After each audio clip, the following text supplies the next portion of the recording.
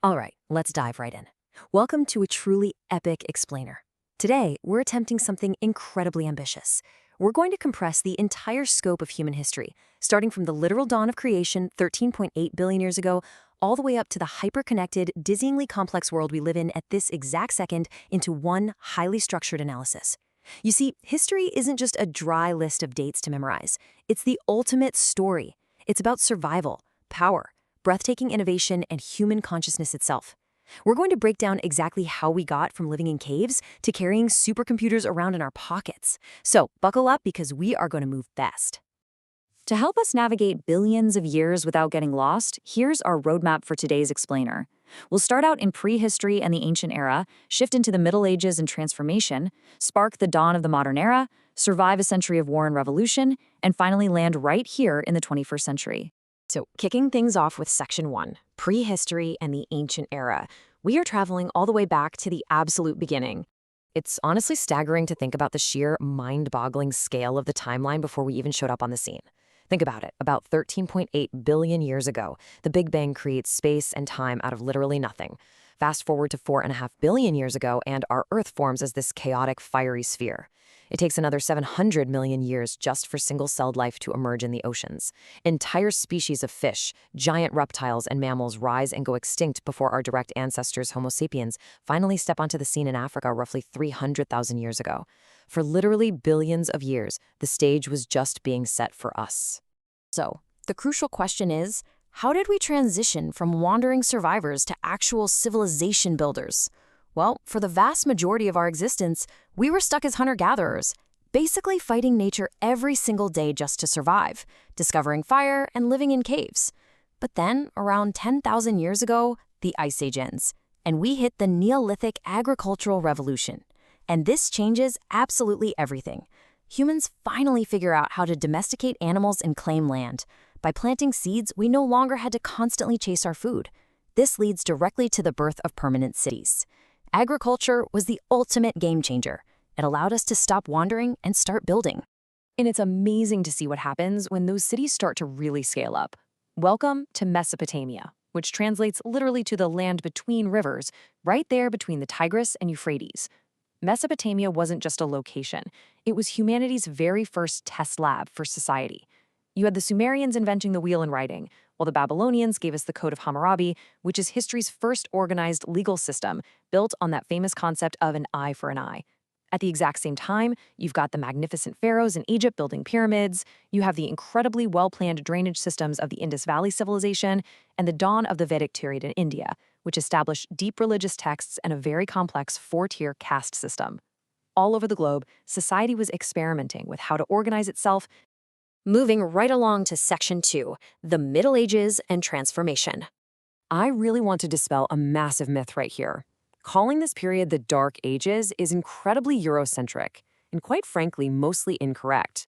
While Europe after the fall of Rome was definitely a bit chaotic, locked into rigid feudalism, and dominated entirely by the church, the Middle East was experiencing this brilliant Islamic golden age.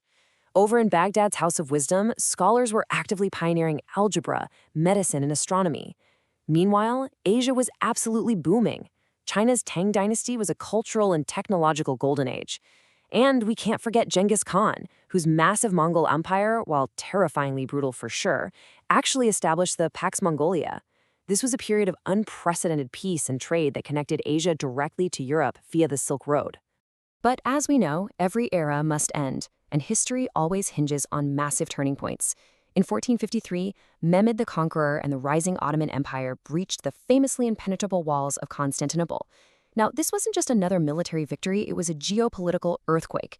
It crushed the very last remnants of the old Roman Empire and effectively forced the entire globe into a completely new era of trade, strategy, and power dynamics. The Middle Ages were officially over, which launches us into Section 3, the dawn of the modern era. This is where human thought kicks into absolute overdrive.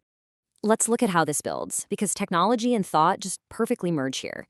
Take the Protestant Reformation, sparked by Martin Luther. He challenged the massive authority of the Catholic Church. But the truly fascinating part is how he did it. By utilizing the newly invented printing press to distribute his 95 theses all across Europe in a matter of months. Luther essentially created the 16th century's first viral sensation. People actually started believing they had the fundamental right to question authority and seek the truth for themselves.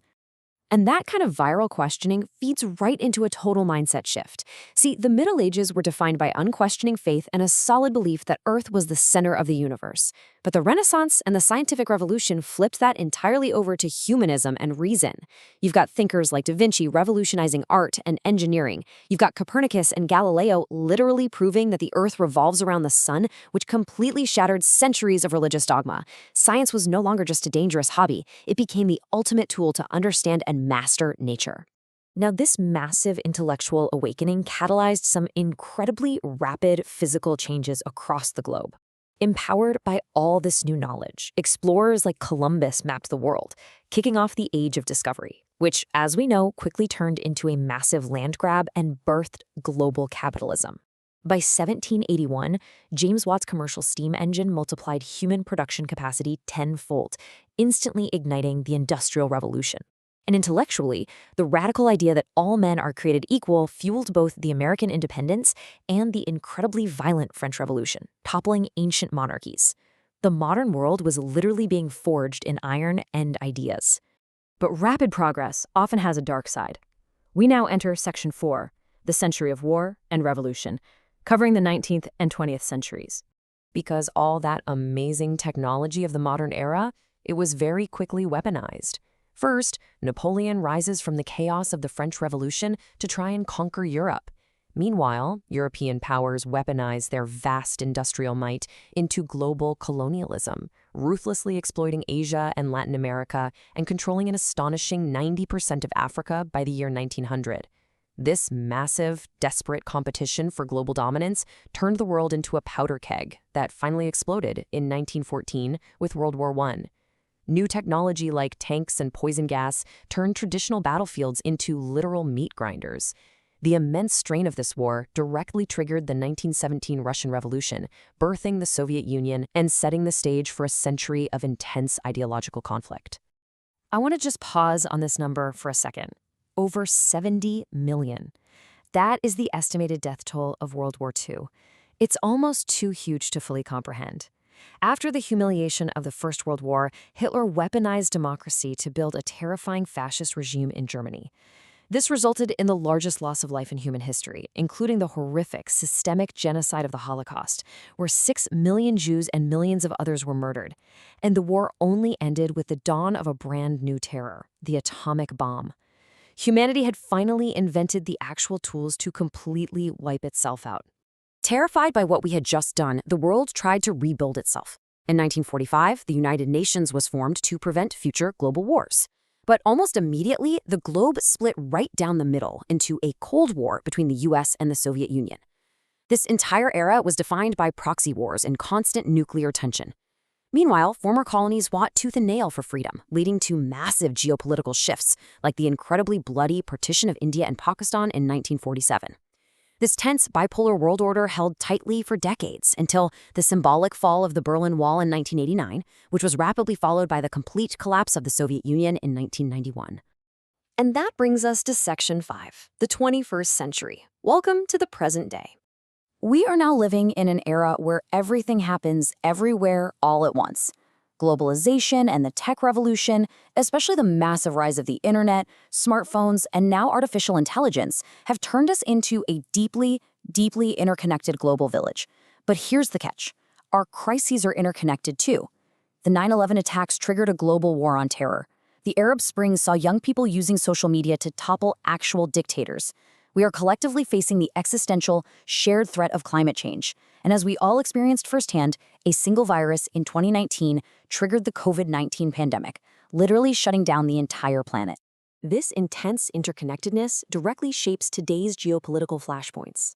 For instance, we are currently witnessing the Russia-Ukraine war sparking global energy crises and reviving those Cold War-style tensions we thought were behind us. Over in South Asia, Bangladesh's July Revolution saw an anti-quota student movement organically evolve into a massive civic uprising that actually ousted the ruling government. Furthermore, there are profound human rights questions surrounding the Israel-Palestine conflict, specifically noting the long-term blockade on Gaza, civilian casualties, and the intense international debates over these continuous events. You see, history isn't just something safely in the past. It is actively and sometimes violently being written right now. Which brings us to our final thought for today. History isn't just a list of inevitable events. It's the continuing journey of human consciousness, our shared values, and our survival. From lighting that very first fire in a dark cave to debating the ethics of artificial intelligence today, we are all an active part of this incredible, ongoing timeline. We've seen how single ideas, inventions, or grassroots movements can completely change the trajectory of the entire planet. So as we look to the future together, I leave you with this. What role will you play in humanity's next chapter? Thank you so much for joining me on this massive historical explainer. Stay curious, keep learning, and I'll catch you next time.